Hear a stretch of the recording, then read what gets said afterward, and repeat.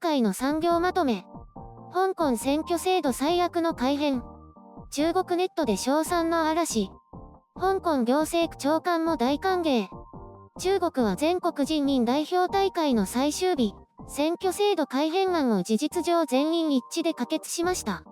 これによって立候補者は資格審査委員会によって愛国者かどうか審査されることとなり、香港の民主派の立候補は困難になると思われます。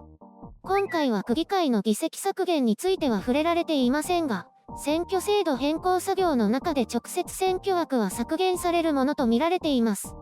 こうした動きは統治機構からの民主派一掃が狙いであるとして欧米諸国から非難の声が続出しています。中国メディア新華社通信はこの報道後のネットでの喜びの声を紹介しています。それによると、香港を再び救済してくれた中央政府に感謝します。香港の反中国混乱を完全に解消しましょう。愛国者が香港を統治し、家族と全てが繁栄します。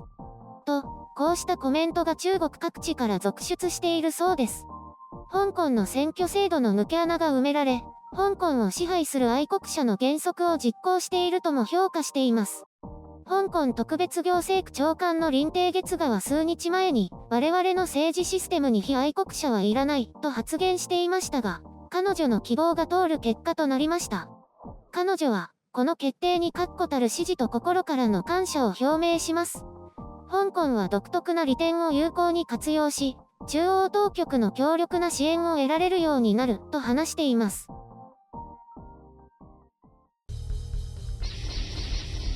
編集書簡。今回の概要。香港にとどめを刺した中央政府。愛国イコール中国共産党への忠誠。米国は一石を投じられる？香港の民主化活動は死んだ。国安法成立時に私は思わずそう感じてしまいました。その後も抑圧に負けずに活動を続ける民主派の人々に心打たれる部分はありました。しかし次第に締め付けは強まって、結局小さな灯火さえもことごとく踏み潰される結果となり、そして今回とどめを刺されたということでしょう。およそ200年前に清朝を蹂躙した欧米列強への復讐は一つの完成に達したと言えるでしょう。もはや英国は大英帝国ではなくなり、香港返還後もその影響力を徐々に失い、今や干渉できる力すら持っていないと言えるでしょう。この中国共産党の言う愛国ってね、ほんとほとほと疲れるわ。実質中国イコール中国共産党なわけであって、愛国イコール中国共産党支持というわけですよ。まあ北朝鮮も同じだけど。とどのつまり、中国人イコール中国共産党支持者という方程式も概ね成り立つわけですけれども、完全にイコールではないと信じたいです。まあ 1% もいないですけどね、中国共産党に抵抗する中国人なんて。いたとしても具体的な活動を行っている人はさらに少ないでしょう。中国共産党曰く一つの中国であるわけだから、香港を愛するイコール中国を愛するでなければいけないというわけですよ。香港をそういう地域にしたいらしいです。世間ではこれを香港の中国化と呼ぶわけですけれどもね。香港を香港として愛する人たちが政治をすればいいじゃないと思いますけど、それだと一国二制度ではないというわけなんですよね。もはや一国二制度の意味すらわかりませんけど、制度がどうあれ中央に歯向かってはならないというのが根底にあるということでしょうね。中国にとっては幸いなことに香港の民主化活動が本土に飛び火することはなく、香港の民主化を混乱を生み出す暴徒と定義することに成功しています。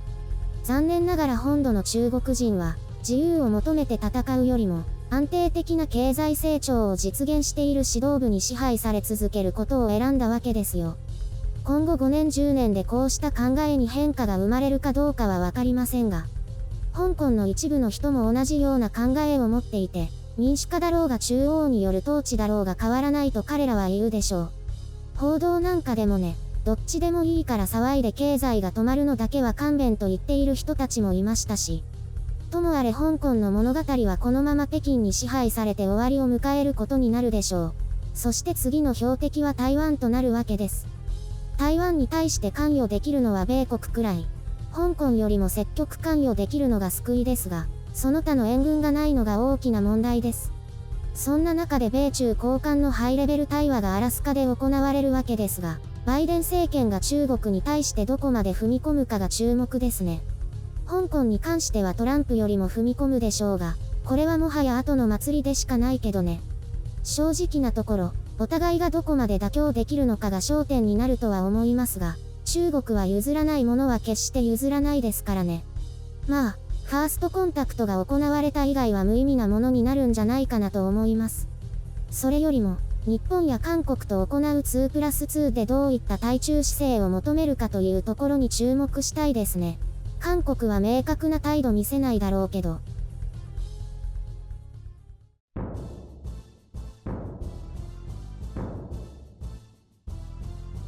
香港ってまだ何かやってたんですね。もうてっきり終わったのかと思いました。中国からすれば、危険の火種を徹底的に排除していこうということなんですよ。臆病者だからね。慎重ってことなんじゃないの？そうなんだけど、良い意味でも臆病なんですよ。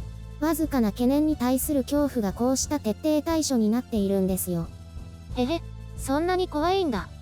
怖いのは本土への飛び火ですよ。だから今はネットも総動員して香港民主派叩きを続けて正当性を主張し続けている。そんなのでうまくいくの？デモは権力への反乱分子や分裂主義者が起こしていると宣伝してるからね。中国の従順なネット民はまんまとそれに乗っかっていますよ。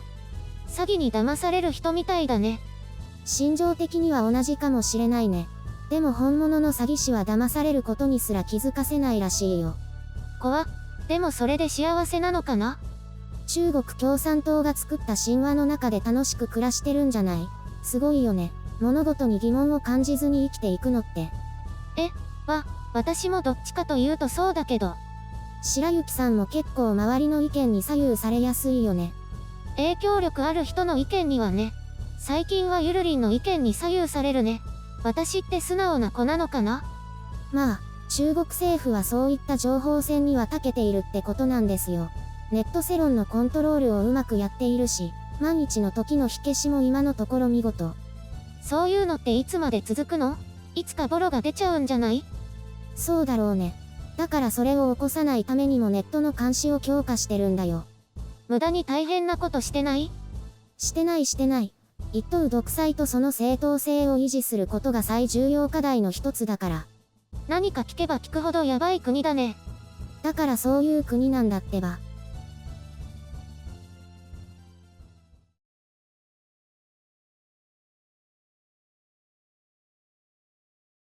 帰国子女の話の続きなんだけどね。帰国子女だからかな。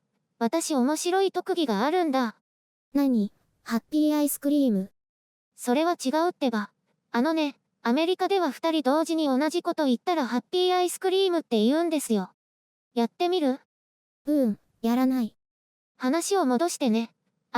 東と西ってどっちがどっちか迷うことってあるじゃない？どういうこと？方角わかんないってこと？ちょっと違うかな。ほら、北と南はわかってるけど、東と西どっちがどっちかわからないときない？ないよ。北を向いて右側が東だから。ほら、右左ってすぐにわからないことってあるでしょ？私はそれないんだけど。でね、私は東西って言われると頭にパッと北アメリカの地図が浮かぶんだよね。それでカリフォルニアの西海岸はこっちだからこっちが西って瞬時にわかるの。それは瞬時って言うのかな？瞬時だよ。考えもせずにパッて北アメリカの地図が勝手に出てくるんだもん。これって面白い特技だよね。まあ、多分人それぞれそういう秘密の仕組みを持っていたりするんだろうけど、それって特技？特技だよ。アメリカの小学校でそう習ったからなのかな。誰にも言ったことはないけどね。今言ったじゃん。っていうか多分みんなそういうのあっても人に言わないんだろうね。私も自覚してないけどあるかもしれない。そうでしょ？私は自覚してるの。これってすごくない？すごいかどうかと言われると別にって感じ。